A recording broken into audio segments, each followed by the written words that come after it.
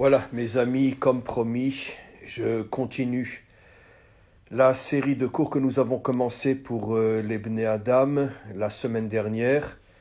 Je suis moi-même en ce moment à l'étranger, et donc je n'ai pas tout le confort et tout le matériel avec moi. Mais quoi qu'il en soit, je continue donc mon cours. Je rentre en Israël cette semaine, en fin de semaine, et je suis, comme j'imagine beaucoup d'autres personnes, tracassées par ce qui se passe en ce moment, en espérant que les choses se calment et que nous puissions continuer à progresser et nous diriger tous ensemble vers la délivrance finale.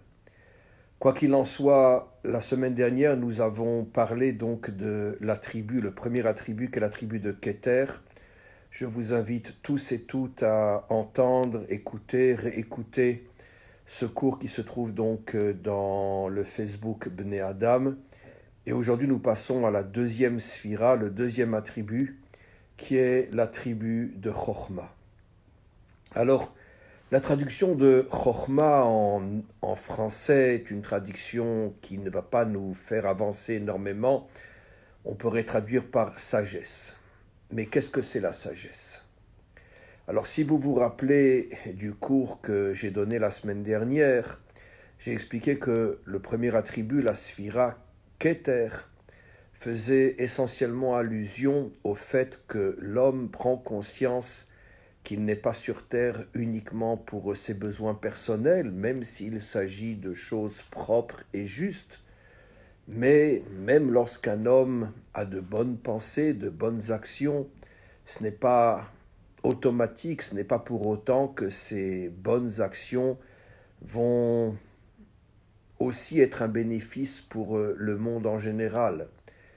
Malheureusement, l'homme, même un homme bien, est prisonnier de son ego, et même lorsque il travaille proprement, il vit proprement, l'essentiel pour lui est surtout de réussir sa propre vie, de réussir sa vie personnelle, sa vie de couple, sa vie familiale, mais la grande majorité ne pense pas véritablement à donner de leur temps, donner de leur force, donner de leurs moyens, donner de leur savoir pour la construction du monde, c'est-à-dire pour d'autres personnes que moi-même et ceux qui sont proches de moi.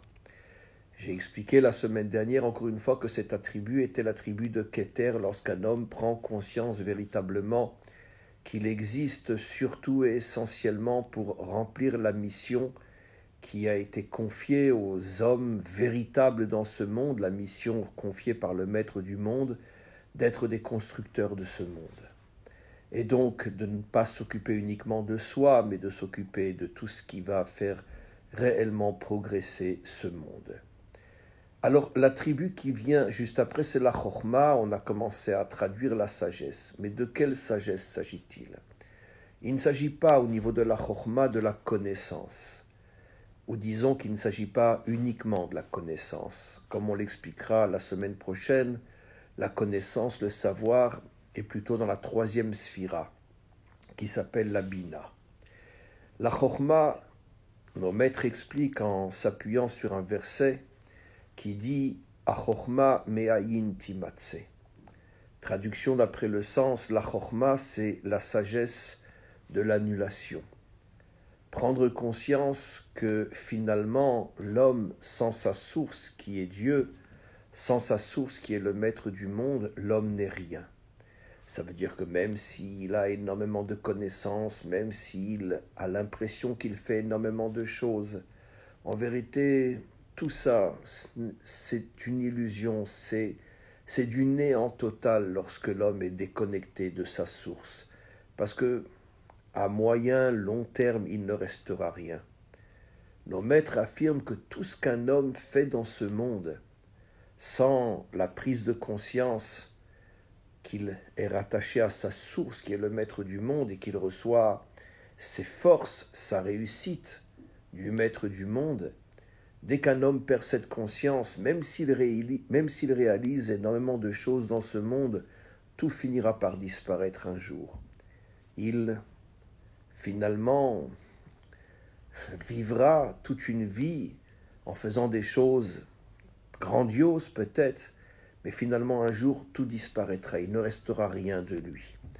Parce que comme un arbre qui est coupé de sa racine, comme un plan d'eau qui est coupé de sa source, finalement l'arbre finit par sécher, mourir, et le plan d'eau aussi, s'il n'est pas constamment réalimenté par sa source, finit par disparaître aussi. Et donc c'est exactement la même chose. Lorsqu'un homme a le sentiment que sa réussite, je parle même d'une réussite encore une fois propre, mais lorsque l'homme a le sentiment que sa réussite provient de sa propre source, ma propre intelligence, mes forces, mon investissement, et même si de son vivant, effectivement, il réalise de grandes choses, finalement, il ne restera rien.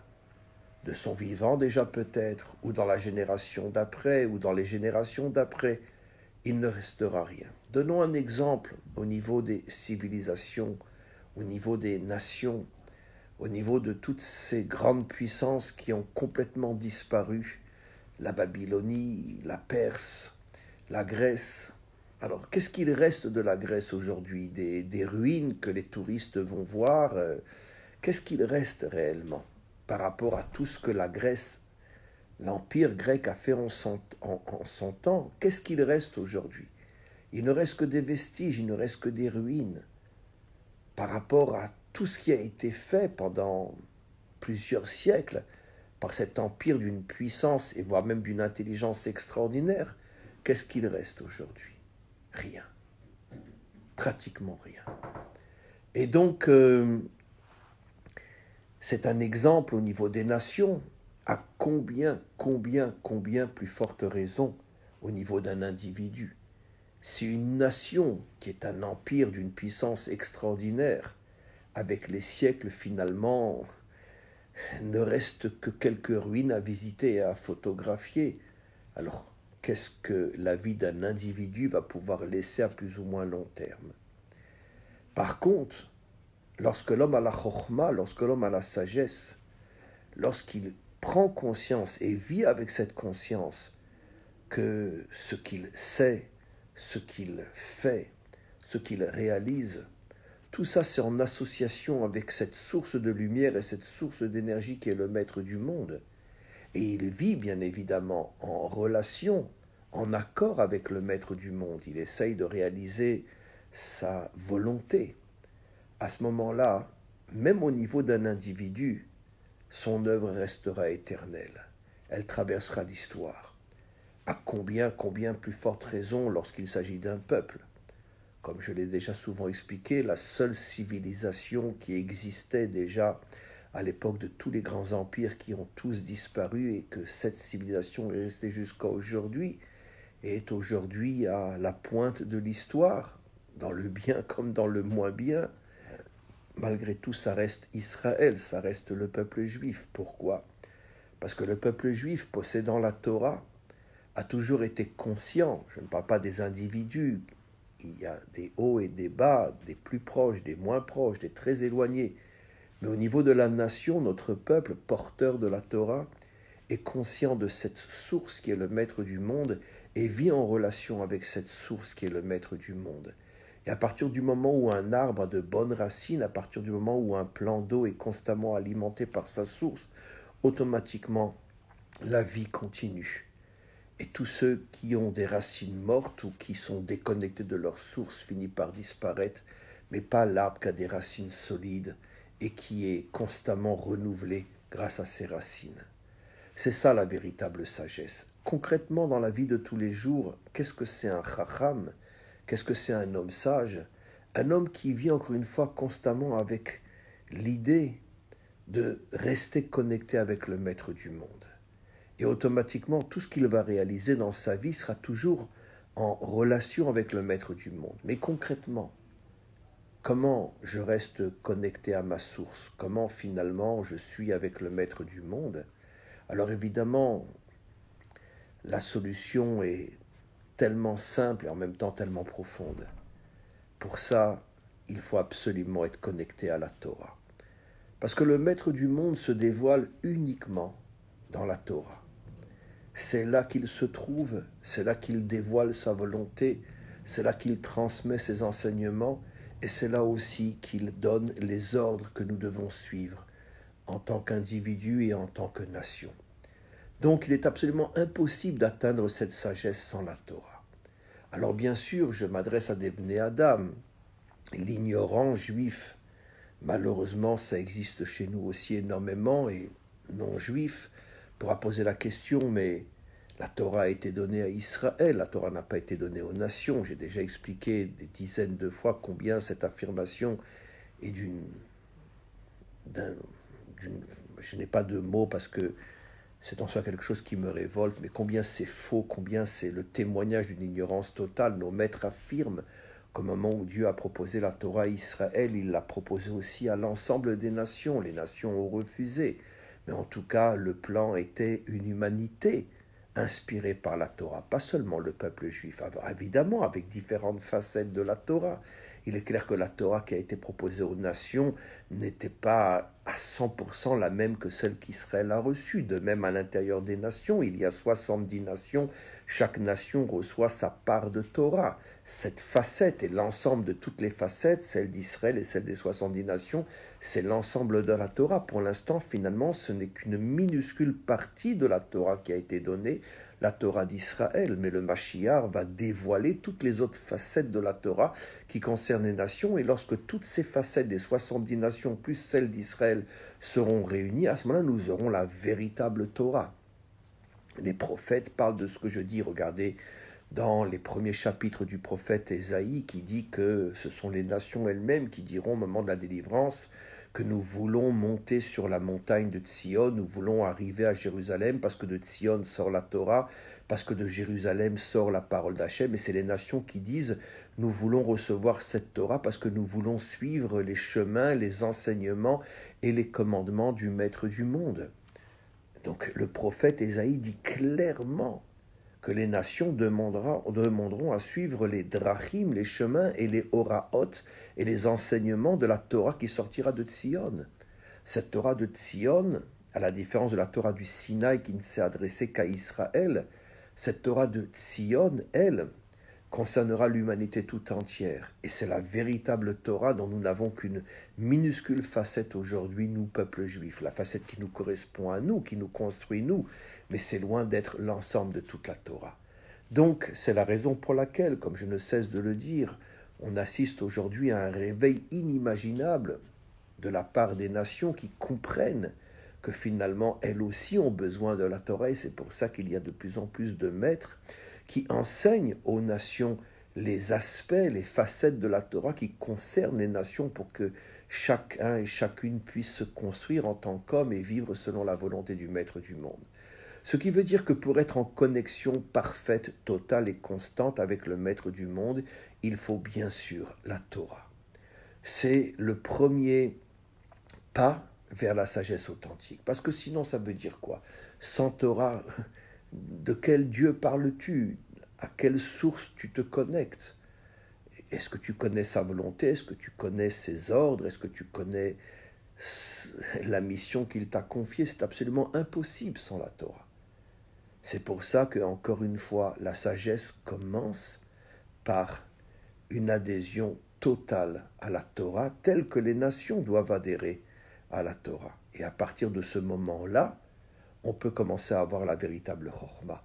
La véritable sagesse, et encore une fois, c'est ce que dit le verset, « A chokhma me'ayin timatse la chokhma » est ce qui donne à chacun d'entre nous le sentiment que sans la source qui est le Maître du monde, nous sommes aïn, nous sommes finalement inexistants. Nous vivons dans une illusion totale. C'est ce que la Torah dira dans un autre langage, lorsqu'elle dira, tu te souviendras que c'est Hachem qui te donne la force de réaliser tout ce que tu réalises dans ce monde. Ça veut dire effectivement tu réalises énormément de choses, mais n'oublie jamais que c'est lui qui te donne la force. Et dès que tu oublies que c'est lui qui te donne la force, tu ressembles encore une fois à un arbre sans racines, à un plan d'eau déconnecté de la source. Tout finira par disparaître. Et donc c'est dommage d'avoir tellement investi en se disant qu'un jour viendra où tout ce que j'ai fait dans ma vie disparaîtra, on ne se souviendra même pas de mon nom, on ne se souviendra même pas de ce que j'ai fait dans 2 ou 3 ou 4 générations, et pourtant j'ai tellement investi. La réponse est que tu étais déconnecté de ta source, tu n'avais pas de chokhma. Il y a encore quelque chose de très intéressant, et c'est la manière dont je vais terminer cette réflexion avec vous aujourd'hui, mes amis. Donc la chokhma, c'est la sagesse, et un homme sage s'appelle un chacham. Et chacham a la même valeur numérique que le mot chayim, qui veut dire la vie. Comme vous le savez, chaque lettre a un correspondant au niveau numérique, et donc quand on fait des correspondances numériques entre des mots et des notions différentes, ça nous permet peut-être de comprendre ce que chacune d'elles signifie.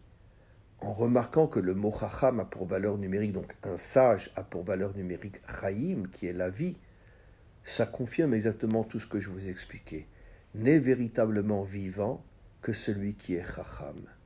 Et qu'est-ce que c'est encore une fois un chacham? Comme je l'explique aujourd'hui, c'est pas la connaissance, c'est pas être un génie, c'est pas ça.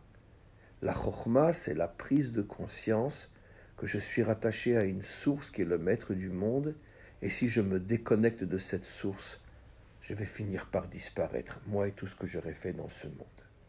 Et encore une fois, comment se rattache-t-on à cette source? Comment devient-on vivant? Grâce à la Torah. Et pour les nations, les facettes de la Torah qui concernent les nations. Vous comprendrez aussi que c'est l'allusion faite au début de la Torah.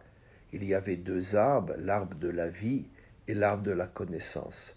Dieu dit à Adam, ne mange pas de l'arbre de la connaissance, mange de l'arbre de la vie. C'est exactement ce que j'explique aujourd'hui. L'arbre de la connaissance, c'est finalement, d'une certaine manière, flatter son ego. Je suis intelligent, je sais, je comprends, je. Bien évidemment, comme on le verra la semaine prochaine, bien évidemment qu'un homme doit savoir, bien évidemment qu'un homme doit être intelligent, bien évidemment qu'un homme doit avoir la connaissance, mais à condition de manger d'abord de l'arbre de la vie. C'est-à-dire à la condition d'être d'abord un chacham, être un sage, de savoir que tout ce que tu vas apprendre et tout ce que tu vas réaliser, tu le dois à ta source qui est le maître du monde. Et c'est ce que Hachem a dit à Adam, si tu vas directement vers la connaissance sans passer par l'arbre de la vie, si finalement tu vas directement vers cet arbre-là, tu vas sombrer dans le culte de l'ego, dans le culte du « et moi, et moi, et moi, et moi ». Et finalement tu vas oublier l'essentiel, tu vas oublier ta racine. Et si tu oublies ta racine, tu vas tout perdre. Il ne restera rien de tout ce que tu auras fait dans ce monde. Alors, je termine ce message, mes amis, Bnei Adam, en vous renforçant dans votre démarche tellement importante d'avoir pris conscience que vous avez besoin de la lumière de la Torah, de vous accrocher à des maîtres authentiques qui savent vous transmettre la lumière de la Torah qui vous correspond et dont vous avez besoin. Et tous ensemble, nous allons continuer à avancer jusqu'à la délivrance finale. Amen v'chen yeh ratzon.